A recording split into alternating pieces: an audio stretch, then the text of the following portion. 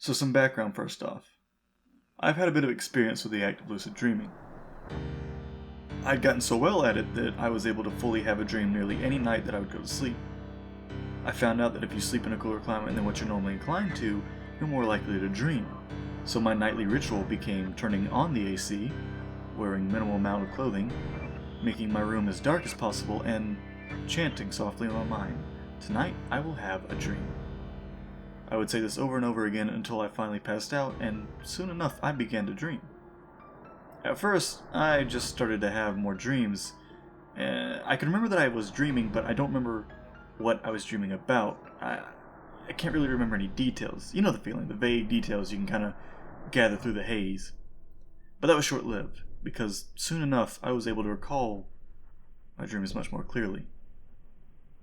And after about a week, I gained control. I never knew when I would start dreaming, but I know that I would notice some weird and absurd things and different patterns, or even the place that I was in, and I knew from that I was in a dream. From there, my imagination was my limit. So I did what everyone would do. I acted out all of my Superman fantasies, said all the nasty and horrible things that I wanted to say to people in my dreams, and, well, no nightmare could faze me when I could just tell the monster to piss off. The power trip was pretty addicting, honestly. Even if that power was quite literally imaginary. I even went to calling my nightly escapades dreamwalking. Now, I know what you were thinking, and you are probably laughing right now, but hey, it sounded cooler at the time, alright? But eventually, I started to dreamwalk less, and then I'd stop. I would occasionally have dreams, but I returned to being a passenger as the events happened around me. The only thing is that there was a slight increase to the amount of weirdness and absurdity of my dreams until they turned from weird to downright unsettling. Nightmares were becoming the norm for me. At least twice a week, I would have a dream about stressful situations that soon began to result in my end. I was shot by a friend, stabbed by a crazed dude who snuck into my car, hacked up by an axe with no wielder, and a couple more like that. I wish I could say I thought about trying my old tricks and regaining control, but I never claimed to be a clever person. But I did notice this, and I went to a doctor about this. She said it was probably caused by stresses in life or drinking soda before bed, so, nothing too helpful.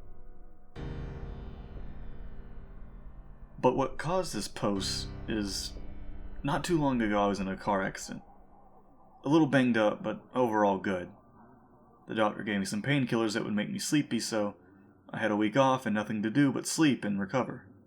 And, well, that's what I did. I remember taking my daily dose and laying down about 1 in the afternoon for a nap, soon passing out and falling into a dream. I remember getting a call from my friend Jane. "Hey, you want to come to my place to hang with me and Wayne?" She said before I even said hello. Yeah, sure thing, I replied. "Great, see ya. And remember, be careful when you lucid dream," she said before hanging up. Instantly I knew I was dreaming, and that was my brain telling me so.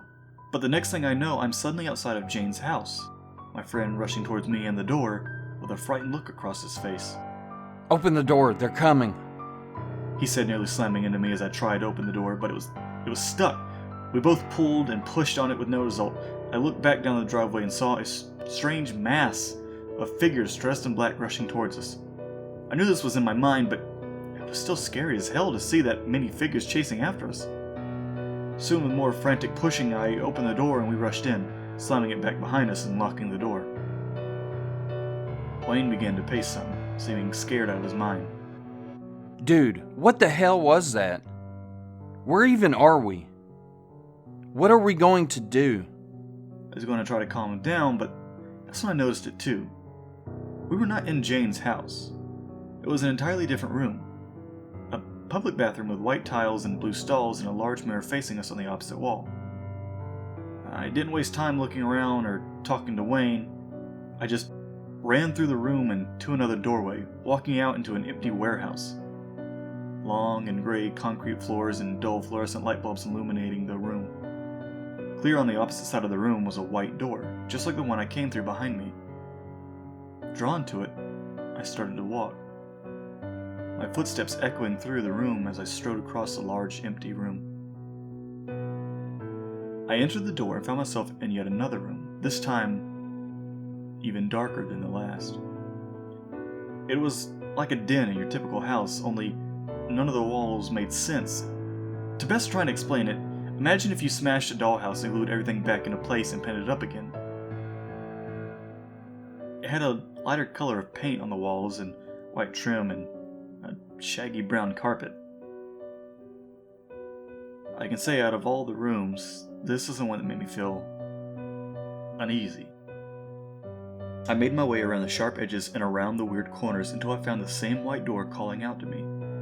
I ran through the room once again and found myself in the bathroom from the beginning.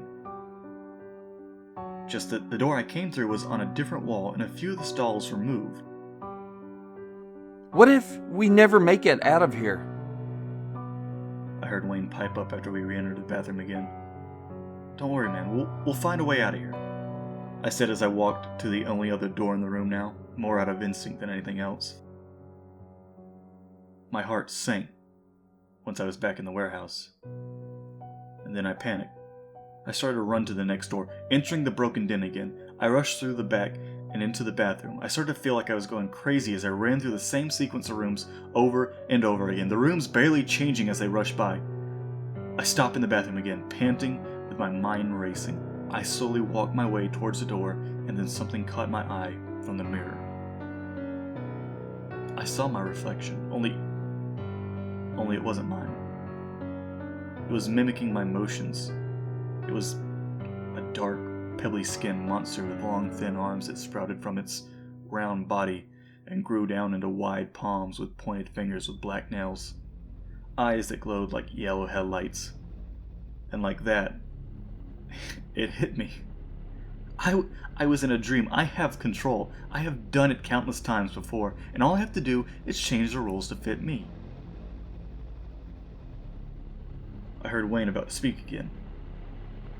They're going to find... Go away, I said, cutting him short, and like that, he was gone. I didn't need imaginary friends confusing me anymore. But I did still feel like I wasn't alone. If this is a dream, then I can just wake up. And I want to wake up, I said out loud. But nothing happened. My confidence draining as I repeated myself, only to find no results again. And just as I felt myself doubting, the room fell apart around me, like glass shattering and crumbling into an empty void of nothing. I was floating but not moving. I looked around to see nothing and hear nothing but my own heart beating in my chest as I looked for anything, tried to move around, tried to wake myself again, but unable to. As I struggled, I felt a presence.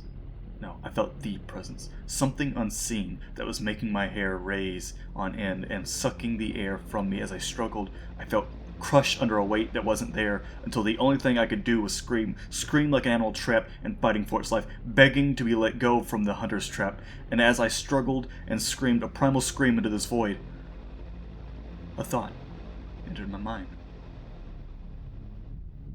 What if I don't wake up? What if I am in a coma, trapped in my own withering body, and even if I die, I am stuck here?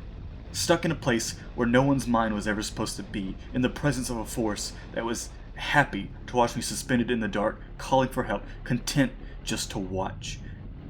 As this overwhelming thought ran through my mind, I woke up.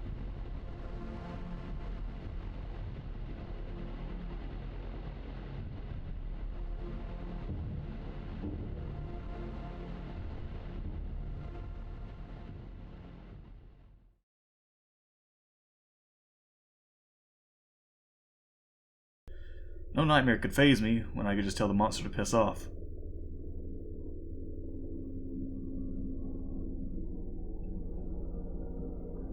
There would be a helicopter passing over me right as I'm recording. I waited 30 minutes. I was like, alright, no more helicopters. They're done for the night. And sure enough, U.S. Army comes in once again.